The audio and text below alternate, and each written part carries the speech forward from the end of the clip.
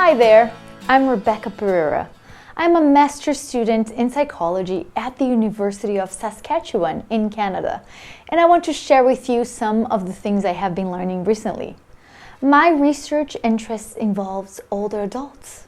I want to start by asking you something. Have you ever thought about aging? I am assuming that your answer will depend on a lot of things. For those of you who are younger, have you ever imagined yourself in an older age? Maybe like an older adult? Do you have someone older in your family? Maybe a grandparent or a parent? Now, I want you to imagine yourself speaking to that person in your family. Did you know that the way we communicate with people depends on many factors? This video is specifically about the way we tend to communicate with older adults. But first, let's unpack a very important term, ageism. Have you ever heard about ageism before? It simply means stereotyping or discriminating against individuals or groups on the basis of their age. This term was created decades ago by Roger Butley, and he believes that ageism includes attitudes toward older adults, discriminatory practices and behaviors towards older adults, as well as institutional practices and policies that many times, without the intention, perpetuate stereotypical beliefs about older adults. The World Health Organization mentions that ageism is widespread and an appalling practice with harmful effects on the health of older adults. For older people, ageism is an everyday challenge. The problem is that ageism is everywhere, yet it is one of the most socially normalized kinds of prejudice, and not as widely disputed like racism or sexism. These attitudes lead to the marginalization of older people within our communities and have negative impacts on their health and well-being. And we often tend to neglect the differences between individuals within the groups of older adults. While most older adults do experience some sort of cognitive, social, or physical decline, everyone ages differently and at different rates. As a result, many older adults remain highly functioning individuals well into old age. And when we communicate with older adults, we tend to bring these stereotypical beliefs into the way we speak, whether we are conscious of it or not. Have you ever accommodated the way you speak to talk to an older person, like your tone or even how slow you speak? In social psychology, there is a particular theory to explain this behavior. It is called Communication Accommodation Theory. Many times, we tend to accommodate where we believe someone else is, not where they actually are. These over-accommodation towards older adults may involve an infantilized way of speaking like baby talk. It can come in a form of speaking much louder or much slower. It can be a simplified way of saying what you want to say. And it can also be patronizing or condescending.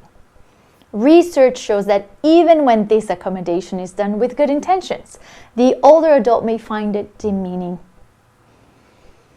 It has been found that talking to someone who does not have cognitive impairments and difficulty hearing, nurturing people will accommodate their speech accordingly, and that has positive outcomes for both.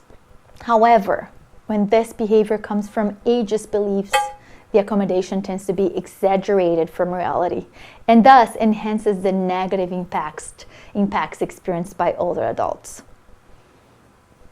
A research study found that when younger people engaged in this kind of over-accommodation, they over-modify and over-accommodated, speaking louder, slower, using simpler words, shorter sentences, and more repetitions. And the problem is that, as studies have showed, older adults can perceive this over-accommodation as demeaning and less respectful. Over-accommodation may then lead older adults to experience reduced self-esteem, a loss of personal control, and psychological and physical decline. Another very interesting finding is that over-accommodation rarely happens when older adults are with peers.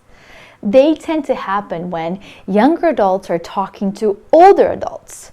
So there's an important generational aspect that increases over-accommodation. In this particular study, the over-accommodation simplified vocabulary and exaggerated smiles. Unfortunately, it resulted favoring stereotypes like older adults being incompetent and severely impaired. You see, this over-accommodation is very negative for older adults. But what can we do about it? The first step is to change the over-accommodative speech towards older adults and the negative impacts of doing so, and to pause to do some reflection. It is important to look at yourself and understand whether or not you engage in this type of communication. Then, the next step is to change. The best way to do so is by addressing your own beliefs about old age.